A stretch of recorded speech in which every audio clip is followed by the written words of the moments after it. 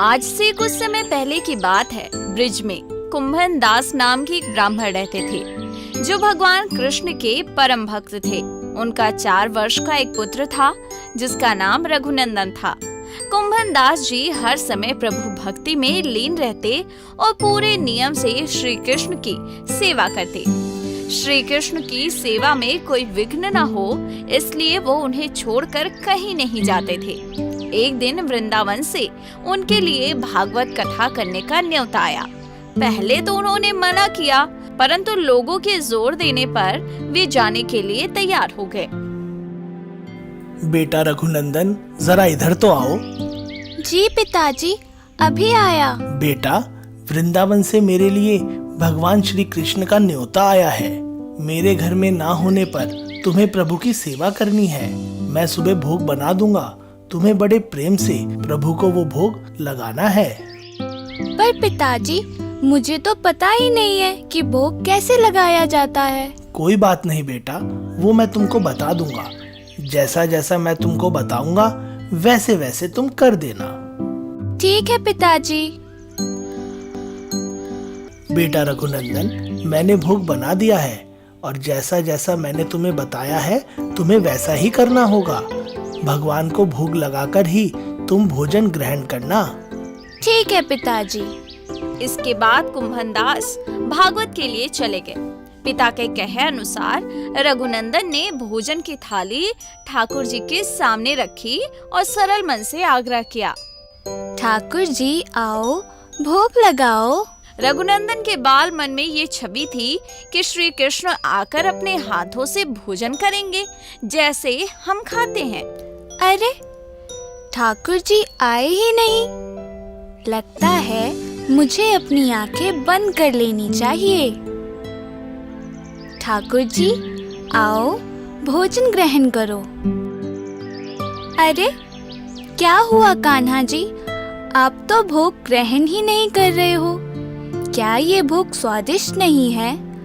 आ जाओ कान्हा जी, भोग ग्रहण कर लो। यदि आप भोग नहीं लगाएंगे तो मैं भी कुछ नहीं खा पाऊंगा और मुझको बहुत तेज भूख लगी है। आ जाओ ठाकुर जी, भोग ग्रहण कर लो। रघुनंदन ने बार बार आग्रह किया लेकिन भोजन तो वैसे ही रखा था। ये देख वो उदास हो गया और रोते हुए पुकारने लगा कि ठाकुर जी आओ, भोग लगाओ।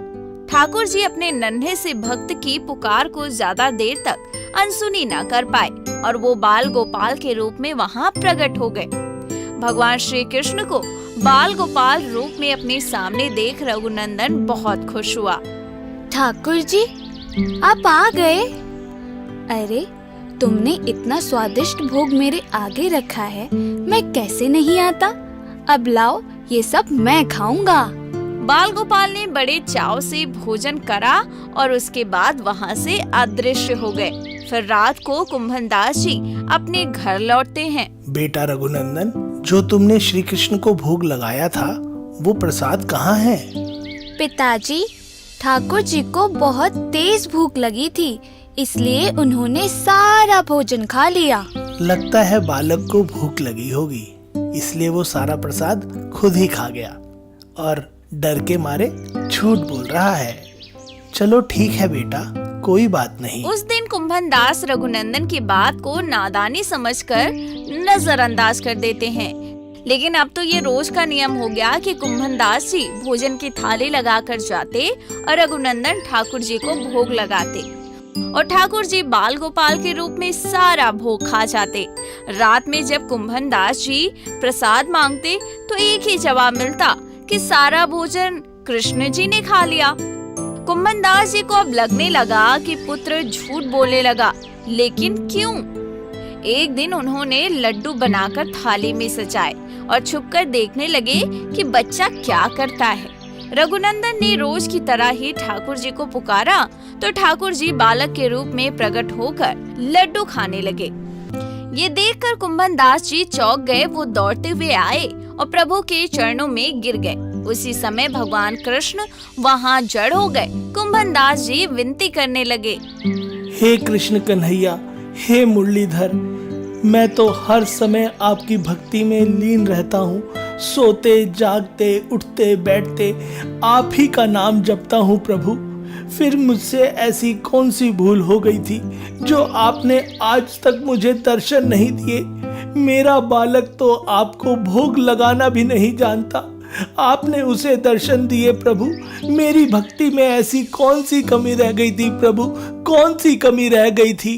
भक्त कुंभन दास, तुम्हारा पुत्र निर्मल है, उसके मन में कोई छल कपट नहीं है, उसका मन सच्चा है, इसलिए उसके पुकारने पर मुझे दर्शन देने पड़े। ऐसे ही कोई भी भक्त मुझे बिना छल कपट के सच्चे मन से पुकारता है, मैं उसको अपने दर्शन देता हूँ और उसके सारे कष्ट हर लेता हूँ। उस समय ठाकुर जी के एक हाथ में लड्डू और दूसरे हाथ का लड्डू मुख में जाने को ही था कि वे जड़ हो गए। उसके बाद उनकी इसी रूप में पूजा की जाने लगी और वे लड्डू गोपाल कहलाए जाने लगे।